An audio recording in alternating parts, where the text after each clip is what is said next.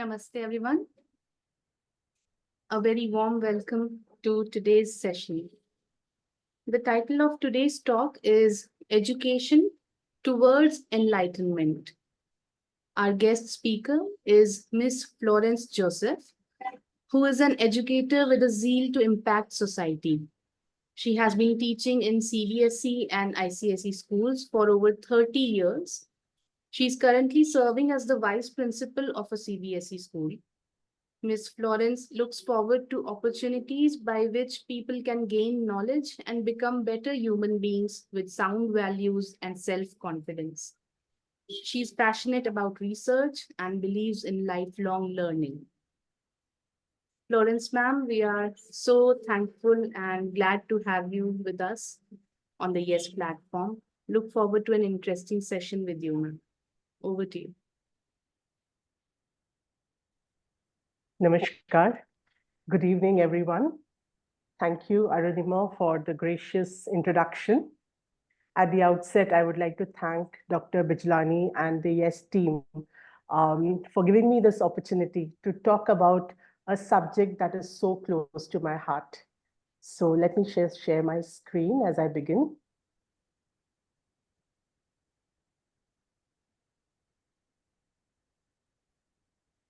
I hope my screen is visible. Yes, ma'am. Yeah. All right. Thank you.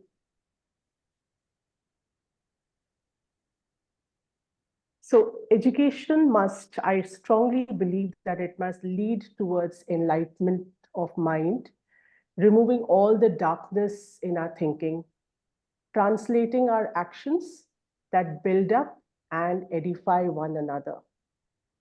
So I've divided my talk into 3 sections today. Since the National Education Policy 2020 is much in discussion, I thought I'll start with that, with the progression of the Indian education system. Next, I shall briefly touch upon the 3 learning domains. And finally, I shall be spending more time on values, ethics, which, like I said earlier, is very close to my heart. As I was preparing, I went through many research papers. All had almost the same information, but for this talk, I took help from some resources, which I would like to acknowledge over here. So I had taken help from these papers. Then I took help from the National Curriculum Framework for School Education 2023 and TGELF, the Global Education and Leadership Foundation. This is a material that is used in the school for the students. So I had taken a part of my, my resource from here. So let's begin with the first point, that is the Indian education system. How did it start? The ancient era during the kings and the rulers. So we had 2 systems, the Vedic system. The medium of education was Sanskrit, and there were gurukuls, as we know that the students used to leave their homes and stay with their gurus. And in the Vedic system, the focus was on 24 kalas and 14 vidyas. Panini introduced grammar in Sanskrit, quite popular. There was also the Buddhist system, and the language used was Pali, and there were viharas. The Buddhist, the curriculum contained the 3 Pitakas. One is the Abhidhamma or the Abhidharma, which dealt with philosophical matters. Sutta Pitaka had the teachings of Buddha, and Vinayas Pitaka had the rules for the Sangha or the monastery.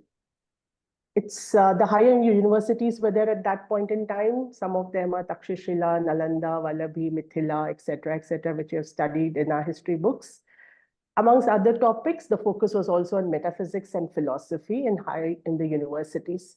It's interesting to note over here that the objective was to build the mental, physical, and the spiritual well-being and the personality of the students and the moral and ethical values of students. And that's something that I found the objective is the same all throughout the era. Then came in the Mughal influence. In the medieval era, we had the primary school, maktabs, madrasas for the secondary students. And then there was secular education in the dabristans. So the religious curriculum covered Quran, Islamic laws, history, invasions, and the secular curriculum included Arabic and Persian literature, grammar, philosophy, mathematics, geography, politics, economics, Greek language, agriculture, medicine. Then came in the British influence, and the formal education began at that time. And then we had schools and colleges built. Emphasis was on English language, science, technology, innovation, aviation, medical sector, women's education. These were all some of the point of emphasis. Then we reached the post-independence state where, yes, various education reforms were undertaken to wean off from the British education system and to address the need of our country. University Education Commission was set up in the year 1948-49, then the Secondary Education Commission in 1952-53, Kothari Commission for Education Policy in 64-66 under the aegis of our first Prime Minister, Pandit Jawaharlal Nehru. Then so far we have had three national education policies. The first one was framed in the year 1968 and the second 1986. So it's easy to remember. It's just the reversal of the number. 1968 was the first one. The second one was in 1986, which was redesigned in the year 1992. And the latest one is NEP 2020. It's interesting to note the focus area. Right in the beginning, because there were a lot of probably child labor, free and compulsory education for all children up to the age of 14 was the focus. Then for the second NEP, the focus was on clearing exams, gaining merits, getting job, overcome the challenges of illiteracy, overcome the social disparity. It's interesting to note that in NEP 2020, we teachers have found that a lot of rote learning seems to be happening without actual thinking and analysis. So in NEP 2020, we are actually doing away with rote learning and more of physical, mental development of students through questions that involves critical analysis and creative thinking, along with career clarity.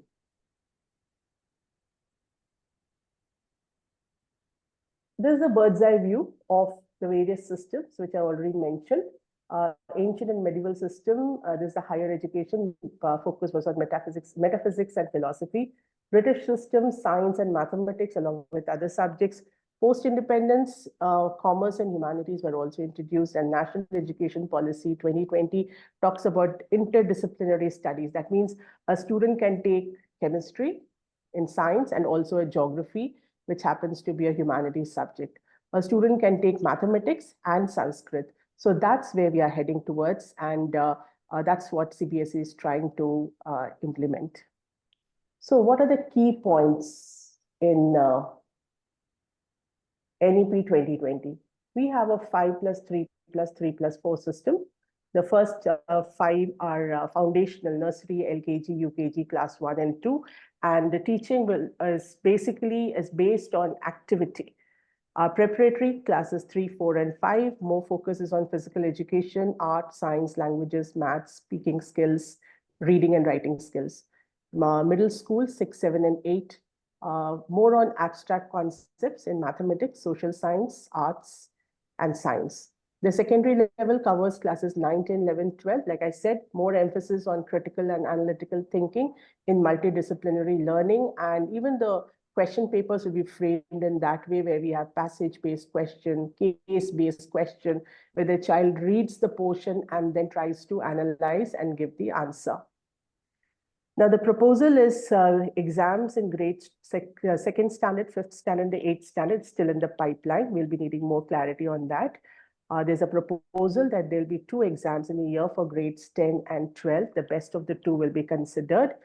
Another key point is the language of instruction till grade 5 should be the mother tongue, so that the child is able to understand what is taught much better. Then FLN is already in practice now, foundational literacy and numeracy, and focus on experiential learning. So experiential learning is not the practicals that we do in the lab, but whatever is studied, they actually do it A very classic example that comes to our mind is what we have in Mirambika.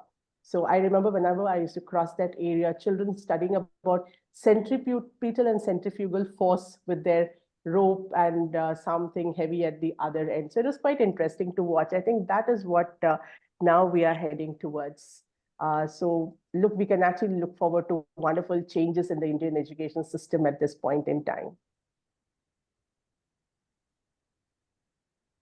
Okay, so the second part is the learning domains. This is Bloom's taxonomy. It has three overlapping domains: the cognitive domain, which covers knowledge, comprehension, application, analysis, synthesis, and evaluation. I think this is what we cover in the school. Our curriculum covers all these areas with teaching and surprise test, then unit test, examination, etc. Psychomotor domain, again, we give them practice for critical thinking, creative thinking, case-based, etc. Affective domain, this is an interesting domain. It is the interpersonal, child develops interpersonal relations, emotions, attitudes, appreciations, values, and ethics. And I think it is this place where there's a great partnership between the parents and the teachers, that both of them contribute to these development in a child. And I think this is one area where I would be focusing more upon, because on this platform, I have both the teachers as well as the parents. So certain things that we can discuss at home, it should be a house should be an environment where a lot of discussion happens with our children, because children have a lot of questions in their mind. So discussion time is a great platform. You could discuss about what is educational intelligence and what is emotional intelligence.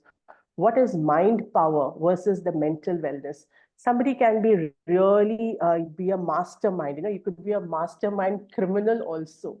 But we talk about mental wellness with whatever we are equipped with. How are we going to use it constructively? Then we can discuss about goal and tool. For example, money. So is money the goal of everything? Like, I want to become rich and I want to earn a lot of money. That would be a goal. By hook or by crook, I'm going to earn money. Or is it earning money is a tool that using this money, I'm going to accomplish a larger good for the society? So what is in the mind of a child? Perspective towards money, or it could be any other example when we discuss about a goal versus tool. All right, now let's come to the third part of this session. The third part is on values and ethics, where I said I'll be dwelling more about over here. I strongly feel that character building as a soul of education. If a person gets educated, but the character is not built, I think that will be a really sorry state of affair. Right knowledge, distinguish between right and wrong. There must be an ethical guide, foundation for good values, shaping the sense of purpose, meaning, and well-being. I think I explained this with an example. For example, as you know, I'm a chemistry teacher. So when I teach them about nuclear energy, I also feel it is my duty to tell them that what are the pros and cons. I tell them about Hiroshima, Nagasaki, how the nuclear bomb was used. And till today, we have babies born which are deformed. That's really sad. But at the same time, we have nuclear energy, which can be converted into electrical energy, and electricity can be supplied to that entire area. So right knowledge, what is the good and the bad? What can a matchbox do? The good thing and the bad thing. Distinguish between right and wrong, ethical guide to choose the right thing and not allow ego to take over our ethical values. So that is something that we have to make our children strong in, because sometimes I'm really saddened when I look at some of the videos, and I feel by the time they were taking this video, they could have as well gone and saved that person who was struggling. So what is in the mind of the child? Is the child thinking that how many likes do I get? Will I get 10 million views for this? And so where is humanity? Why isn't that person going and helping out? And that whole 15 seconds or 20 seconds, the person is taking a video, that could have been the life-saving moment for that person who is struggling. So an ethical guide, how are you sensitive to the environment? Foundation for good values, this is how you put them into practice. shaping the sense of purpose, meaning, and well-being. This happens in the classroom, and it should also happen. It also happens at home. Appreciation for the depth of life and the universe and a personal belief system, emphasis on the quality of thinking about oneself, relationships, worth, and identity, promoting spiritual sensitivity as a universal human.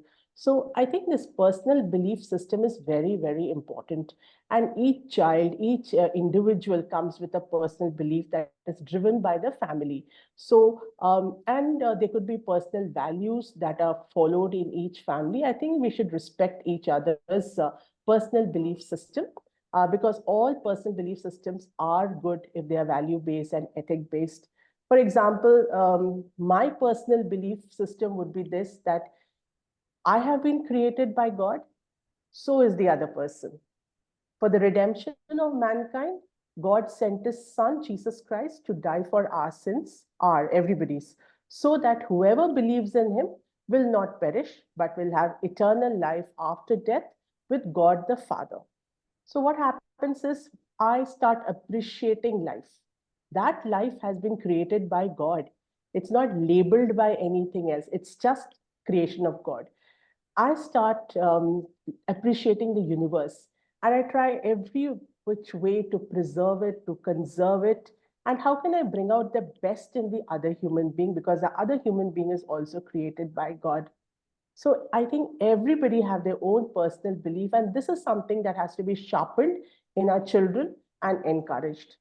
Um, Emphasis on the quality of thinking about oneself, especially since we deal with adolescent. That is the time when they start having their self-doubt, insecure feeling, insufficient feeling, identity crisis. Am I worth it? So I love one activity that I always do with my children, without telling them, I just walk in, and then I prepared, of course, I take randomly some things from the staff room. For example, once I had taken pieces of chalk, then some string and stapler, whatever I got. I took about 5 items and I went to the class and I took 5 of each, and I asked them to distribute themselves into 5 groups. And I gave this to them and I said, okay, I'm giving you 10 minutes. Within each team, all of you make something out of this. So each team was working on it. And at the end of it, I said that, okay, come up and explain what did you make. So each one had made some cradle, the other had made some kind of structure, beautiful structure. Everybody had made something so lovely just with those strings and that chalk and then eraser and the stapler pin and the pins that I'd given them, the clips that I'd given them. Then I told them, see, you and I are mere human beings. And I just gave you 5 things. Out of that, you made such beautiful things. I didn't even describe, but some of you made useful things. If you being human beings can make something beautiful out of these 5 things, how much more would God do? He created you and me. So there is something good in each one of us.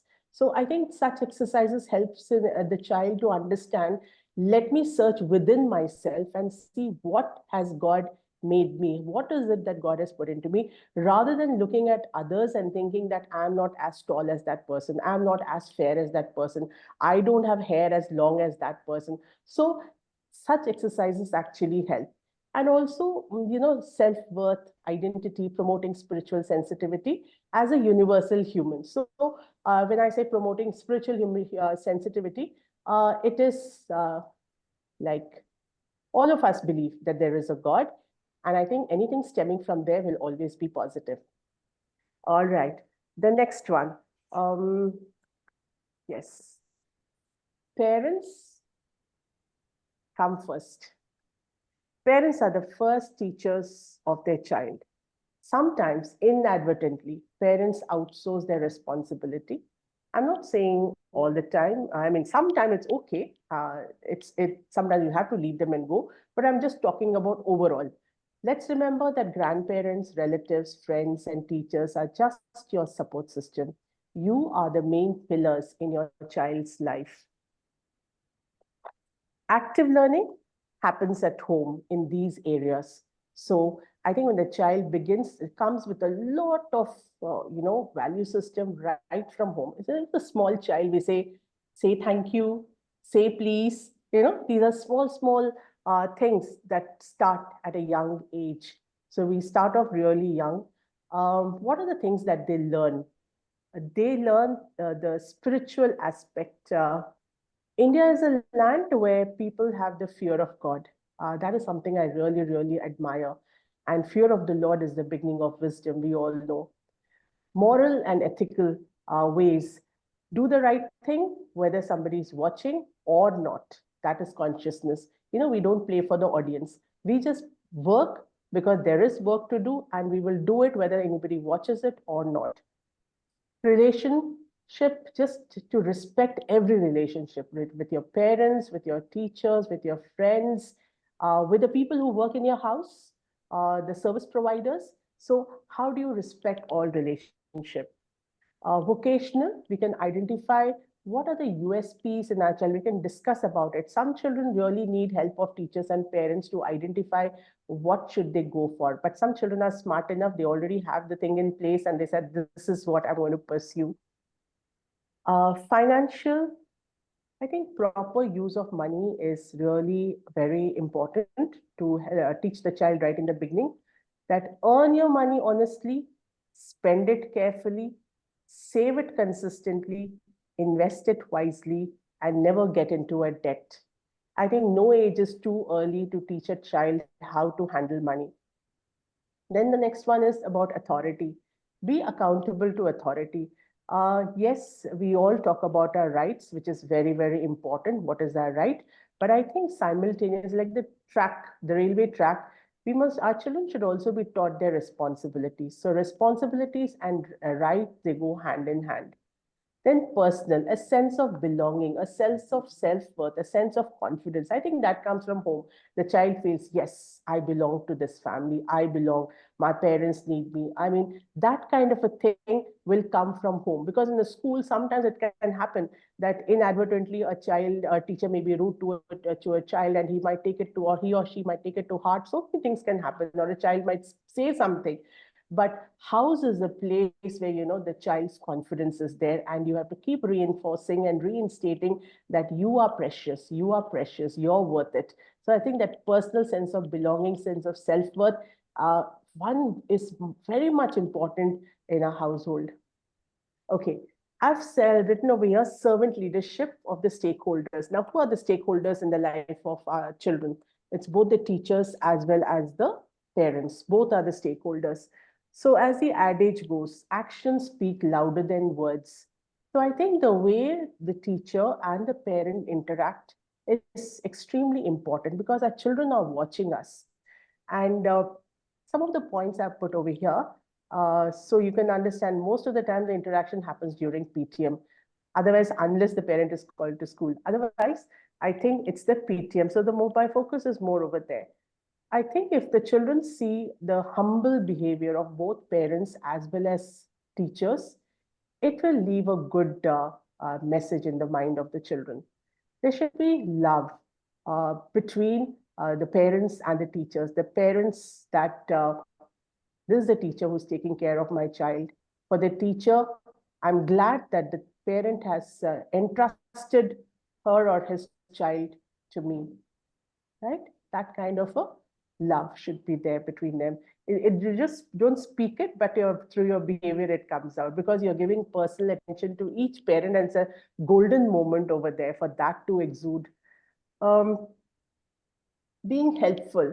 I was just thinking very much earlier in my teaching period. I was very new. I think I just joined at that point in time, and I was immediately made class teacher of class 12, and I was teaching chemistry in one of the PTM. I remember everything was going on so smoothly, but one parent was quite upset with the marks of the son, and he really yelled at me that, what is happening? Why aren't you teaching my student? I mean, I never expected this. But I was so quiet, so shell shocked. But the interesting point, what I'm bringing up over here is the other parents, a gentleman, two of them got up and they told him, "Sir, this is not the way to speak to a teacher." And, the whole situation was taken into control. I still remember with a grateful heart those parents who got up and told the parent. So, being helpful, I'm sure the child of that parent would have been so happy to see the way his or her parent is responding to a situation and to diffuse it. Discipline. This is again very close to my heart. Teachers must not discuss students in the staff room. Likewise, parents must not discuss teachers in their homes unless it is something good you want to say. In fact, in my class, when I go to my class in the first day in a new session, I always tell my children, now look, I need a chance to prove myself. Each year, I need chance to prove myself, and I want to improve on something. So do you. So probably you were not good in science last year. Probably you were not good in maths last year. But why can't I give you a chance this year? So I tell them that my heart is just like a white sheet of paper. You will make a mark on it and you will prove to me that you are good in this subject. I'm not even going to ask any previous teacher. I'm not going to listen to what the teacher has to say, because this year you need an opportunity to improve and I give you this opportunity. I will make an opinion about you based on what you write on that white sheet in my heart. So I think just to tell the children that, yes, here is an opportunity, that goes a long way. Dependable, I think healthy parent-teacher relationship is very, very important. And each one depends on the other. Parent depends upon this teacher, the teacher depends upon the parent. And I think that's a beautiful relationship. Encouraging, giving tips to the parents how to work with the child at home. Sometimes the scores are less. I think the teacher must take that extra effort and they do that. You know, how, what are the specific areas where the child needs help? How can you monitor? And the child is also sitting and listening. So it creates a very healthy atmosphere. They know that both of them are thinking of my good. My parents are thinking of me and my teacher is also thinking about my good. So that's very encouraging for the child. Forgiving, mistakes do happen, whether whichever is a stakeholder. I think being apologetic is good, and also the other person accept the apology with grace and be forgiving and not keep ranting and bring back the same thing over and over again. Consistent, do what you say. If you say, okay, I'm going to do this, then let's do that and revert and give a closure to whatever you promised to do. And persistent, let's not give up. We will never give up, because this is a task at hand and we will make sure that our children pass from school with wonderful grades into, blossomed into confident people who will go out to the world. And I always say, we are presenting you to the world as a butterfly, and the sky is the limit and the world is their stage. So this is something that I thought I must talk about. I saw one exercise that was a case study that I took from TGEL. So that is the next one regarding decision making. I think many of you must be familiar with it, but let's do it together. So I give credit to this Global Education and Leadership Foundation. I took it from there. This was one of the sessions. I think it was class 9 or 10, or it could be 11 also. So this was the case study. A group of children were playing near two railway tracks, one still in use while the other unused. Only one child played on the unused track because he knows that the train never comes here. But all the other children, about 7 to 8, are playing on the operational track. The train came and they were just at the train interchange. You could make the train change its course to the unused track or continue the train on a regular track. What would you do? Divert the course of the train to the unused track? This means that the child who was playing at a track where the train never comes needs to sacrifice his life for those who did the wrong thing. Stick to the original track. This means killing of many more children rather than one. How can you relate to this in your life? This kind of dilemma happens around us every day in our community, in politics, in our democratic society. And does there exist a solution? Maybe not a clear one, but there certainly exist opinions of right and wrong. To make the proper decision is not to try to not try to change the course of the train, because the kid playing in the operational track should have known very well that track was in use and that they should have run away if they heard the train sirens. If the train was diverted, then the lone child would definitely die because he never thought the train would come on that track. Moreover, that track was not in use, probably because it was not safe. If the train was diverted to the unused track, we could put the lives of all the passengers on board at stake. And in your attempt to save a few kids by sacrificing one child, you might end up sacrificing hundreds of people to save those few kids. While we are all aware that life is full of tough decisions that need to be made, we may not realize that hasty decisions may not always be the right ones. This situation is similar to what Abraham Lincoln faced during the Civil War, as portrayed in the award-winning movie Lincoln. He made a difficult choice of sacrificing lives to get the anti-slavery legislation passed in the parliament. Remember that what is right isn't always popular, and what's popular isn't always right. And as we go on to discuss in the classroom about this. This situation has been adapted and adopted from the philosopher's beard. The original source of the dilemma is unknown. Now, this is interesting. What's the difference between values and ethics? Because I'm putting more focus over here on these two. Values are our belief systems. They are the principles guiding our sense of right or wrong, and it's a very internal thing. It stems out from within us, and it stems from what our parents have taught us. Ethics is the values in action. That means that's a decision making, do this or do that. That is ethics. When you see that in action, it is related to external behavior. So there is a small activity which I would like to do over here. I can see that there are, excluding me, there are 9 people. And I have some questions over here, and you have to tell me whether they are questions of ethics or not. All of them may not be questions of ethics. Some of them would be. So if you can operate in your system, raise hand and also drop it down. So maybe Arunima can see how many hands are going up. And once she says the number, then you can actually lower your hand so that you're ready for the next question, right? I hope you got my point. There's an activity where there's nothing right or wrong, which is a question that involves ethics and which is not. If it involves ethics, raise your hand and then lower your hand after Arunima tells me the number. We are not interested in who has raised the hand, just the number. And if you feel that it is not a question, it's a question that does not involve ethics, then please do not raise your hand, okay? So are we ready? This is a questionnaire. Do the following statements involve questionable ethics? I'm not saying yes or no, just raising your hands. Arunima, are we ready? And I hope the audience is also ready. Let me go for the first question. Texting while driving a car. Is it a question of ethics? Okay, three participants raised their hand. Thank you. Now you can lower your hand. Knowing that someone sitting next to you in 3, thank you, Arunima. Knowing that someone sitting next to you in class is cheating, not telling the teacher even when asked. Is it a question of ethics? Okay. Again, I think Arunima, 3. 5. I think 1 lowered. Is it 5? Yeah. Okay, thank you. Talking on your cell phone while using public transportation.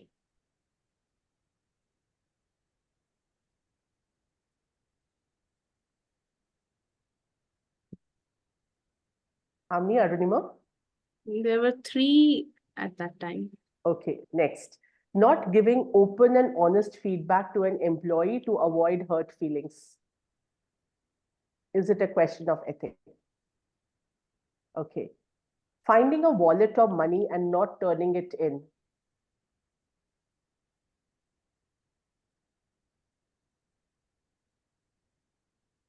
Five.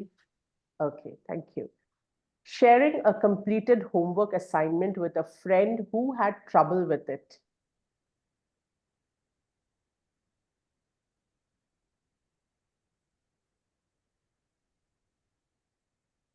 That's interesting.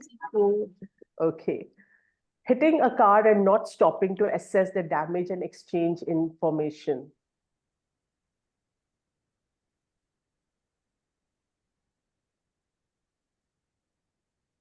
Okay. 4. 4. Noticing on a receipt that you underpaid, but you don't go back and bring the clerk's attention to it.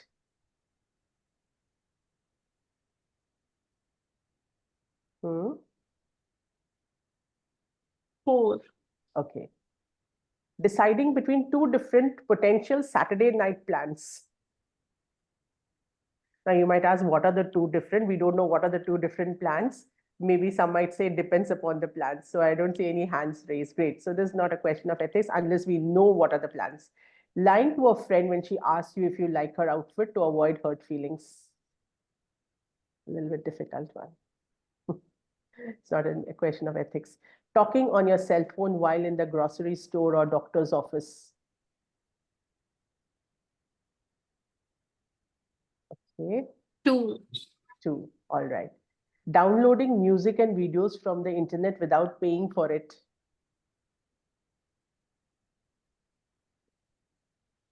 4 so far.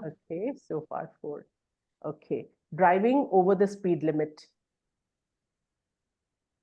Crossing the signal and all. Our kids sit and watch us. Yeah. Playing hooky from work, telling your supervisor you're sick when you're not.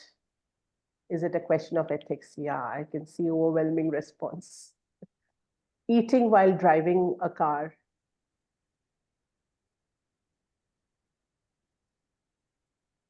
3 so far, ma'am. 3. Okay. You notice your grade on a test was miscalculated, but you don't say anything because a higher grade works in your favor. Good. I can see a lot of hands.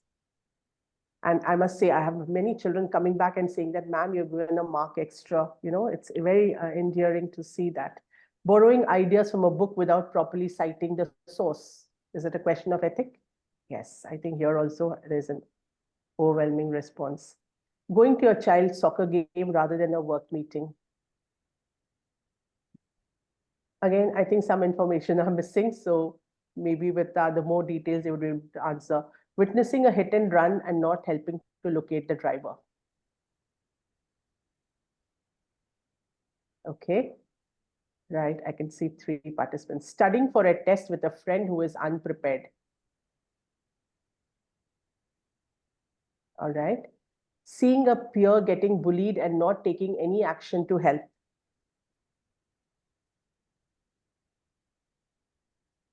All right. Yeah, I think there are more hands for this. Yes. Using a fake ID.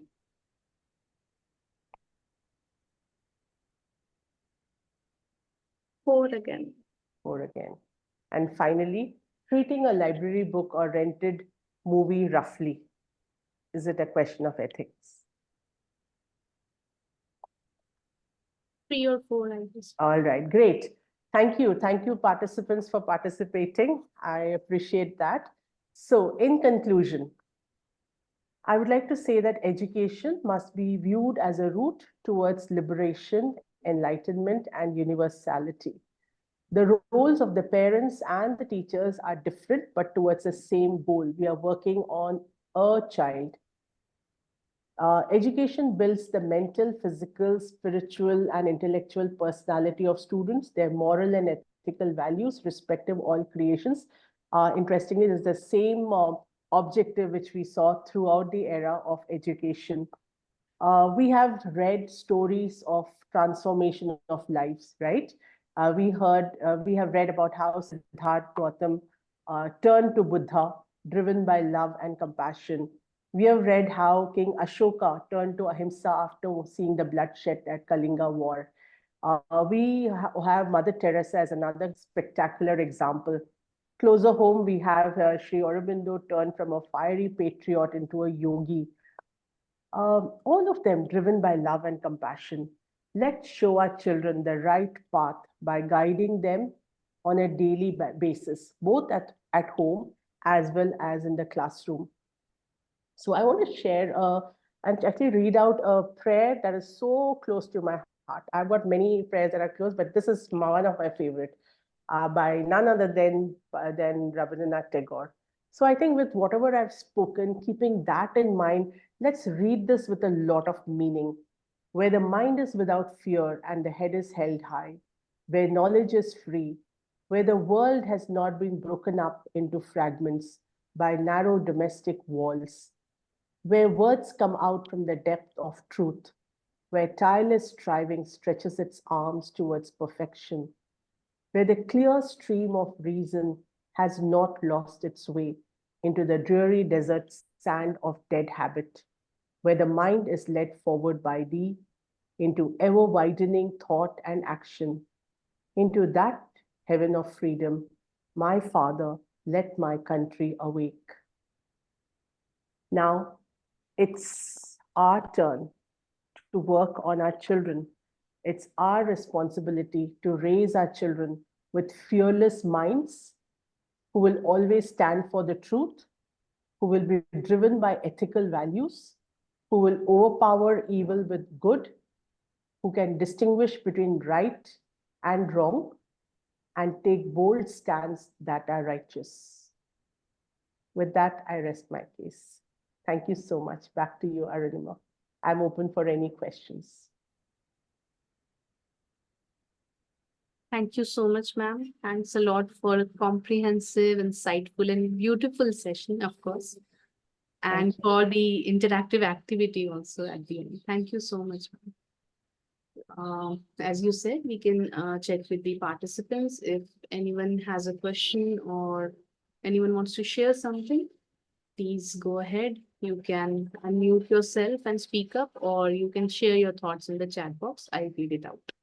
Please go ahead. I'm glad, Arunima, that you said share your experience and share your thoughts. I think that will be beneficial, to hear the experience of the audience over here. Not only questions, but I think we can edify one another with some of your experiences if you can share. Thank you.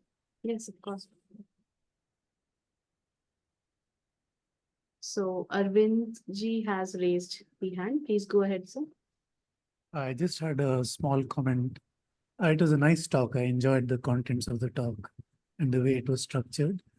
What you said about Sri Aurobindo turning from a fiery patriot to become a yogi, in my view, is not quite accurate. Even while he was a fiery patriot, he was already a yogi. Okay. And so there is no real contradiction in this case. It's a popular misconception. I just wanted to point that out. Thank you. Thank you, Mr. Arvind, for adding that. Yes, I stand corrected. Neil, sir, please go ahead. Thank you very much indeed. Neil here from the UK. Thank you so much for the talk, Florence, ma'am. It was very, very interesting. I wish I had you as my chemistry teacher at school. It took me around about 40 years after leaving school to acquire that kind of wisdom. And I'm very inspired by what you've had to say. And my question is that sometimes we, as well as all of the amazing ways in which you've described how education can evolve, I'm also a big fan of creative endeavors to help children and indeed adults discover who they are. And I wonder if I could just ask you to just say a few words about your thoughts about creativity as it may relate to creative writing or music or performing arts or that type of thing. Yeah. Thank you so much for the compliment. I'm grateful. And yes, for creative writing,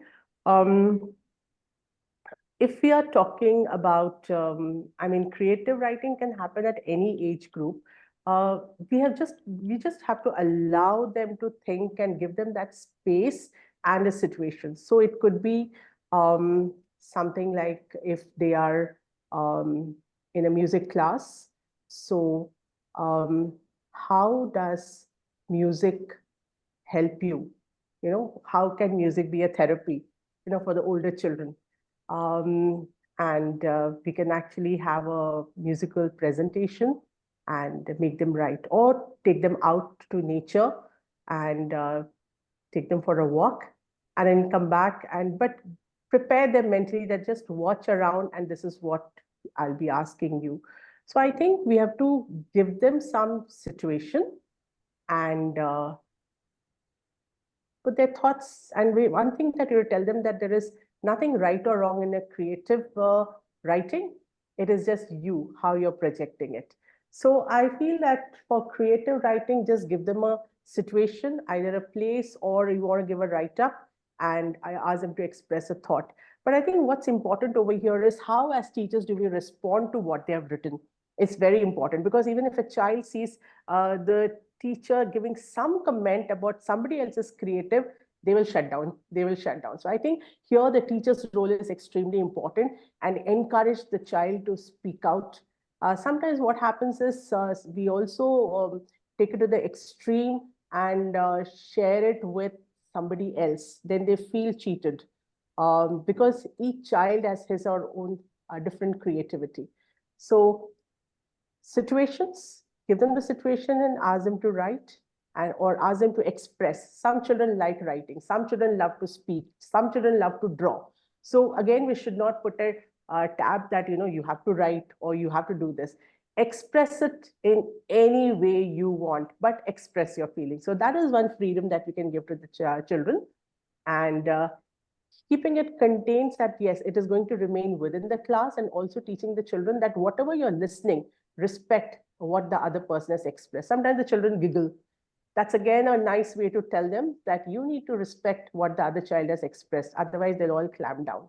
So giving situations, and second is giving them the freedom to express in whichever form they want.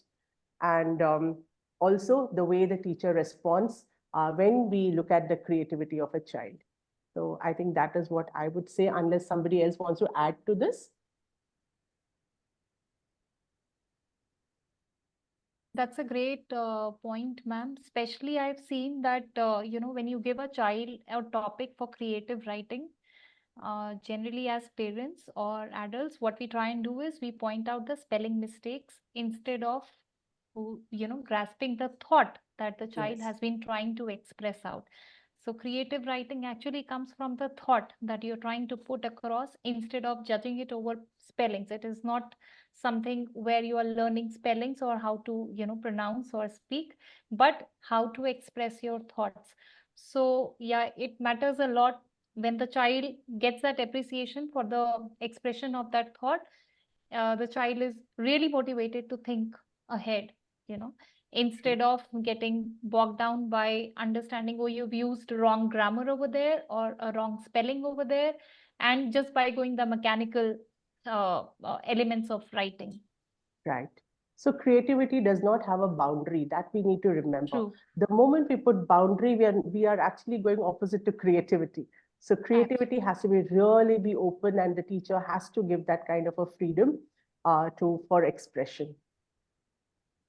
Thank you for adding that.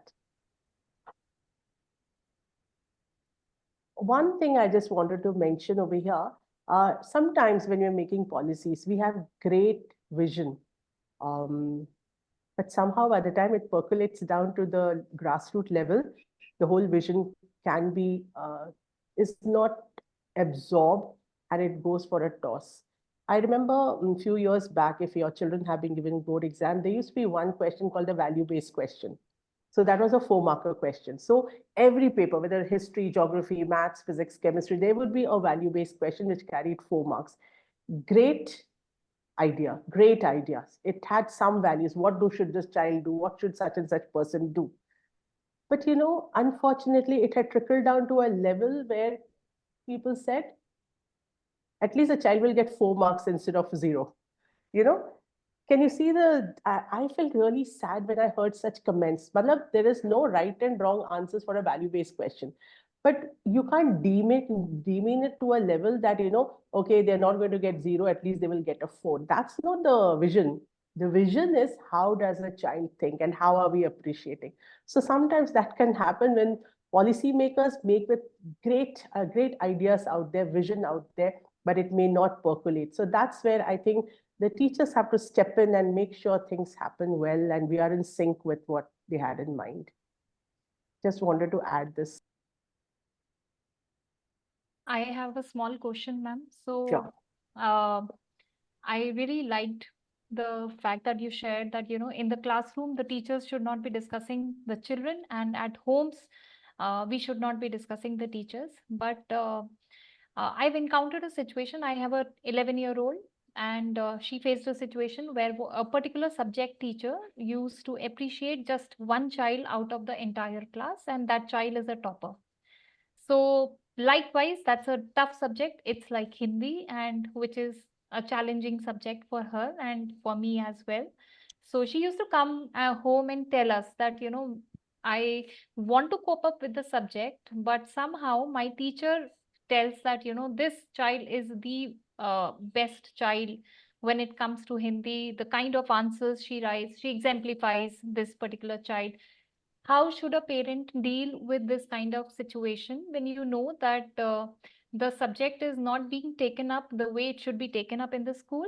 And how should you explain these things to the child where you do not demean the teacher and still motivate the child at the same time?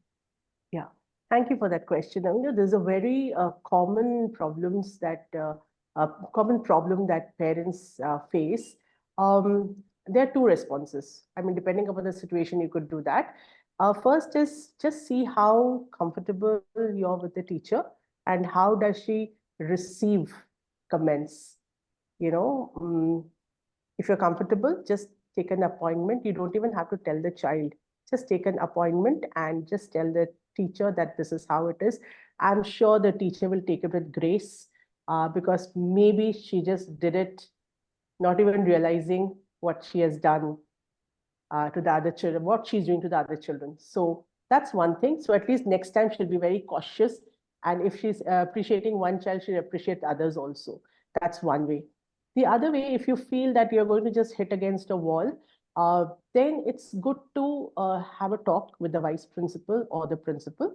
So I will, since I'm the vice principal, I can let you know, we don't specifically talk about a teacher, but we take the feedback of PTM from the teachers, what happened next. So teachers give feedback, parents also come and talk to us. So we put those together. And when we have, immediately after that, when we have a staff meeting, we just say that this is how we expect situations to be handled. And if at all you're doing this, then just be careful. So it's the role of the principal and the vice principal to step in without naming the teacher nor the child. So we handle it. So two ways, either approach the teacher directly, but don't push it under the carpet. Because you remember, the child is growing with that kind of a feeling.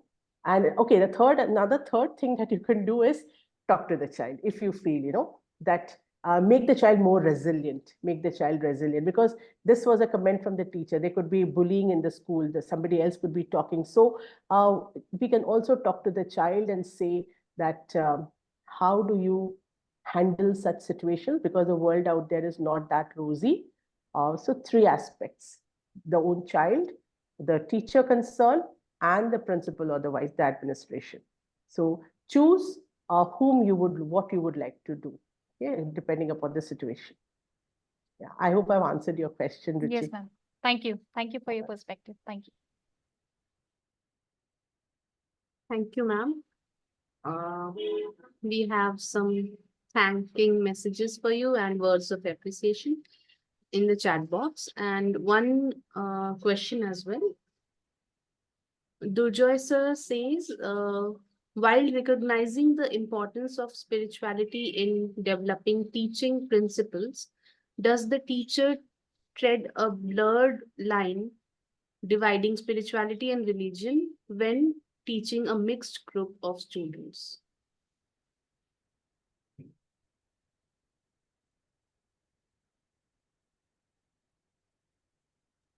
Does the teacher tread a blurred line dividing spirituality and religion when teaching a mixed group of students? Yes, I think we actually understand that we are in a secular environment.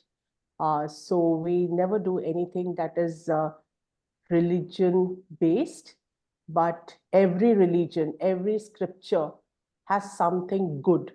So we focus more on the goodness and not specifically. We cannot enforce that. We just cannot enforce that. We cannot enforce religion, because remember, like I told in many of the comment, that the parents have entrusted their children in our hands. So what are we doing in the class? we have to be very mindful.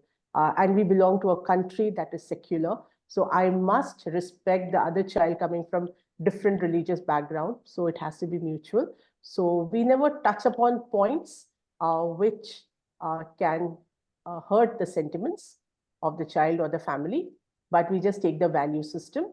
And these value systems are so common in all scriptures. Love one another, be forgiving, be patient, be kind, be respectful. I think all the scriptures speak about that. So we never even go into that area. We never venture into that area. In fact, in schools, we celebrate all festivals.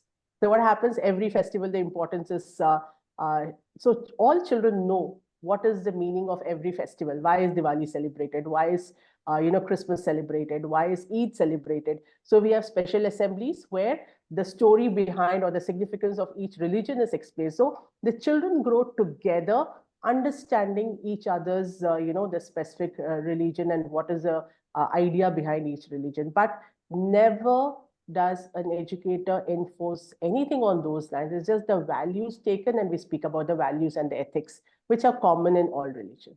Yeah, I hope I've answered your question, sir.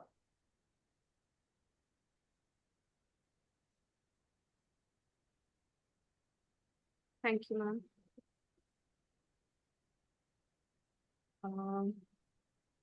Dr. Bijlani, sir, I request you to share your thoughts, please. Thank you, Arunima, and thank you, Florence, for a very well structured, highly informative, and thought-provoking session. Let me start with that rather controversial and fast emerging sort of phenomenon of the conflicts between parents and the teachers, or parents and the management. This is sort of one way to look at it is due to the erosion of the respect that the teachers had in society. And there could be many reasons, but that is something which is highly deplorable.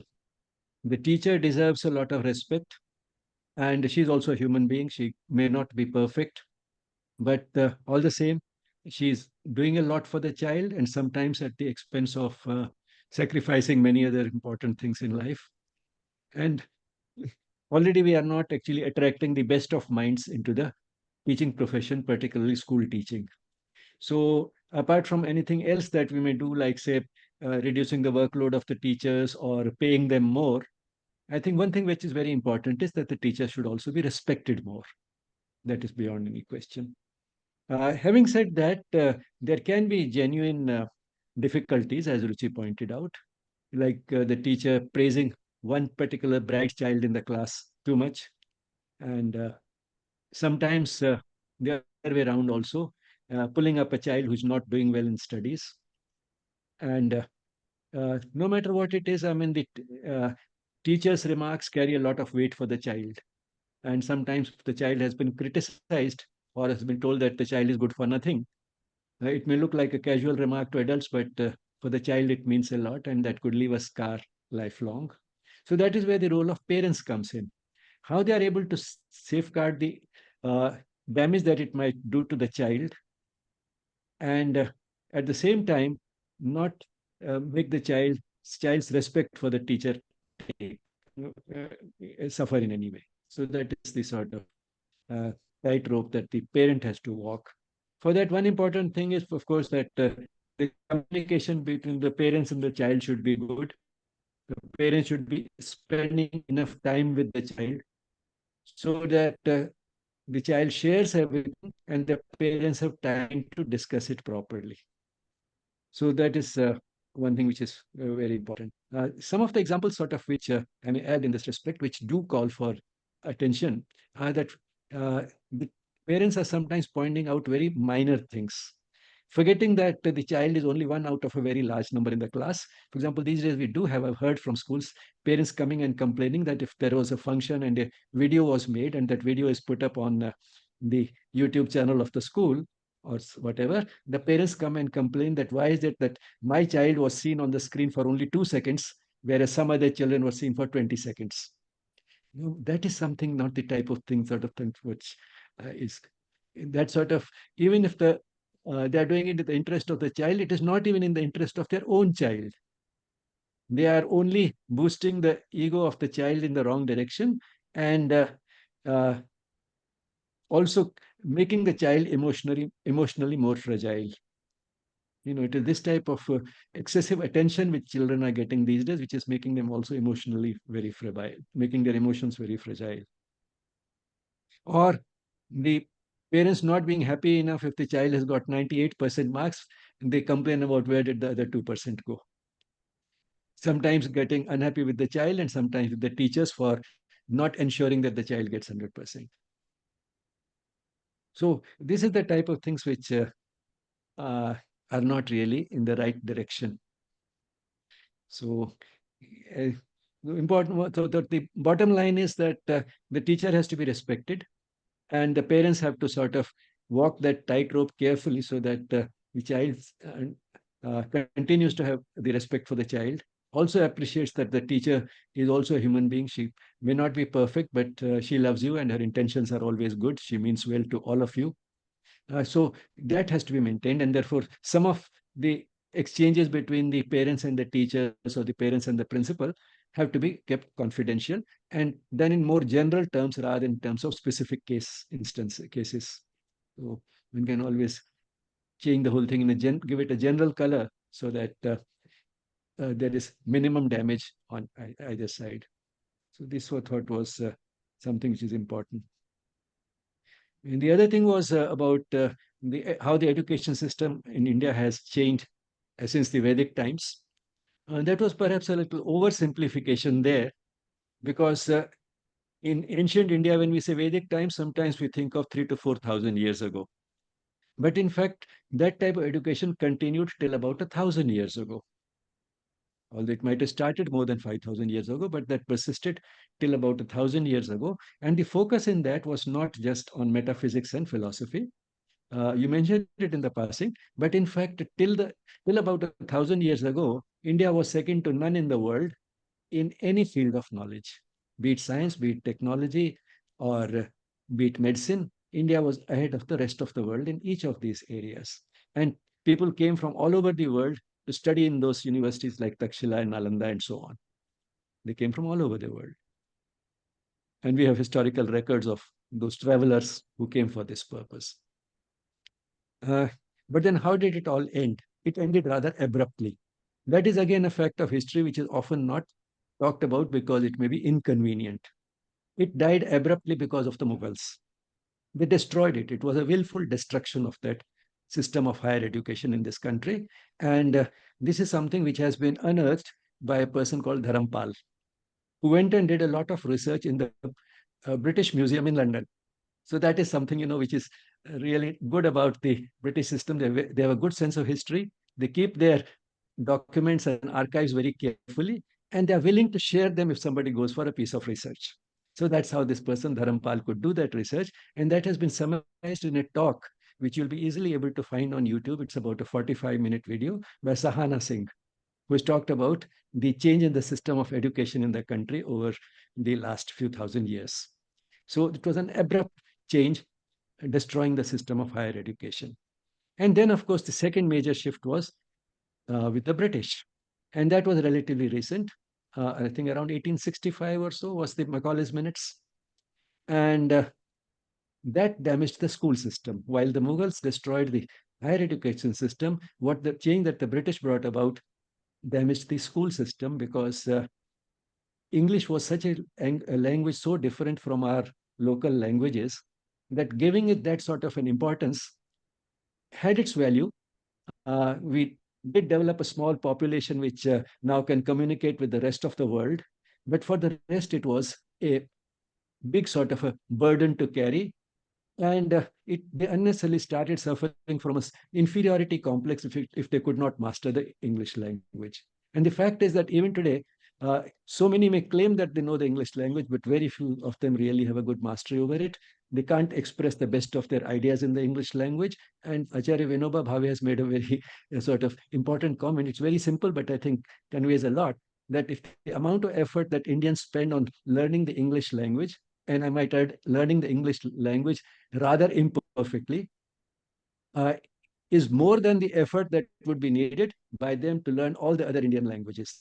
all Indian languages. Other I'm saying because now English is also sometimes considered an Indian language, but the effort spent on learning the English language is more than that, which would be required for learning all the other Indian languages put together. So that was one, and therefore, that also for that also we have paid a price in terms of, and that damage unfortunately has not been corrected for various reasons.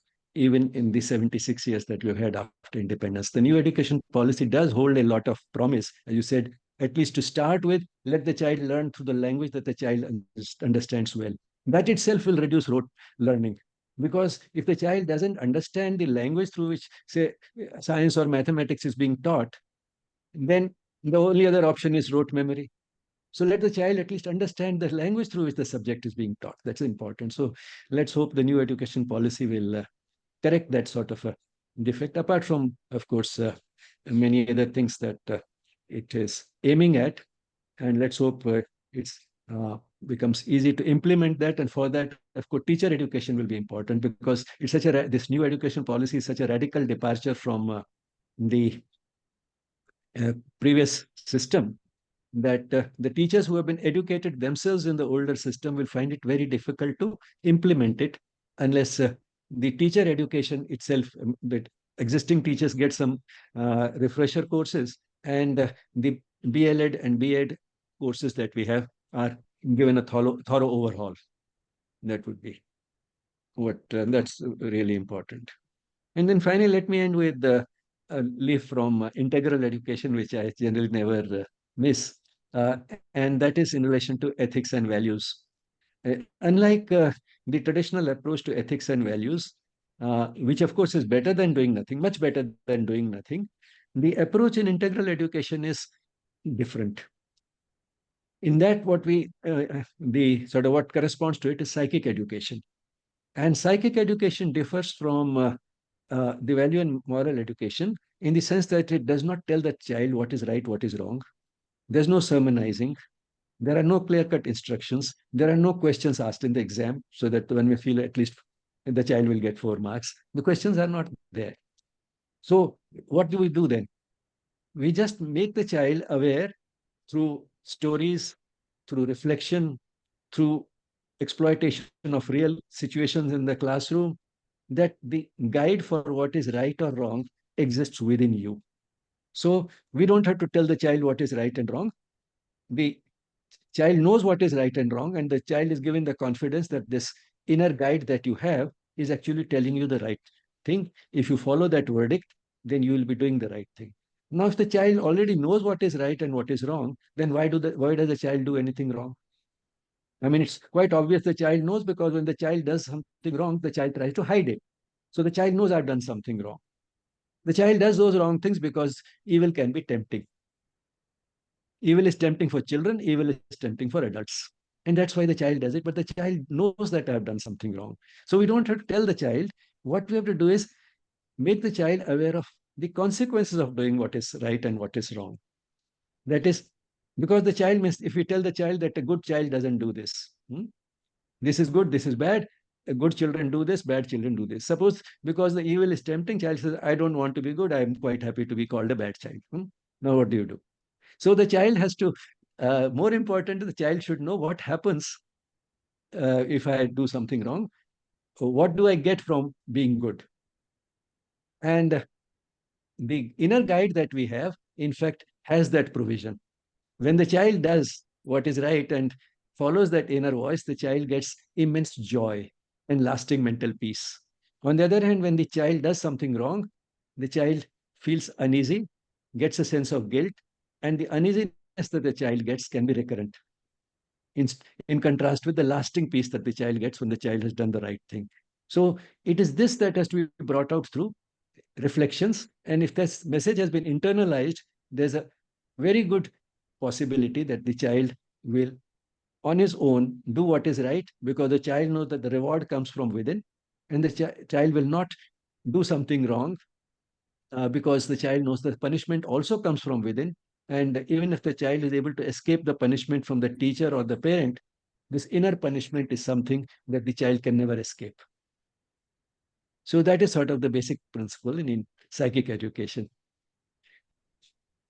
I saw Florence raising her hands, and of course, she is the speaker today, so she has the last word. She can No, I just put a thumbs up. Yes, respond I to this totally comments. agree that, the child should be taught the consequences. If the child knows the consequences, I think the child will be able to decide well for himself or herself. Totally agree. I also agree to that point that even as I was preparing this, the entire education system was oversimplified. I had that feeling. I wanted to mention that, but I forgot. But it was oversimplified because I just wanted to focus on the values and ethics that has to be integrated in education. So yes, it was definitely oversimplified. We have much more over there. And like Dr. Bijlani pointed out, the time frame is also very different. There's a long time lapse. Yes, and very popular. Nalanda, Taxila are all internationally known. Yes, India is much ahead in education. I totally agree. Thank you. Thank you for those insights, Dr. Bijlani. Appreciate. And thank you for the questions and the comments from all the audience. I really thank each one of you. It was a pleasure interacting with all of you. Thank you. Thank you, Dr. Bijlani. Thanks again, Florence ma'am. I would like to inform all the participants that the recording of today's session and all our Yes Talk sessions are published on our YouTube channel, Yes Spirituality. This is how it is spelled, please note. And you can visit the channel for extensive content on yoga, education, spirituality, and related subjects like self-help, psychology, wellness. And we are also present on social media platforms like Instagram and Facebook. We would love to have you join us there. Please do visit. Participants, thank you so much for joining us today. Florence ma'am, thanks for your valuable time and insights. Thanks again. We'll close today's session now with a moment of peaceful silence. Namaste.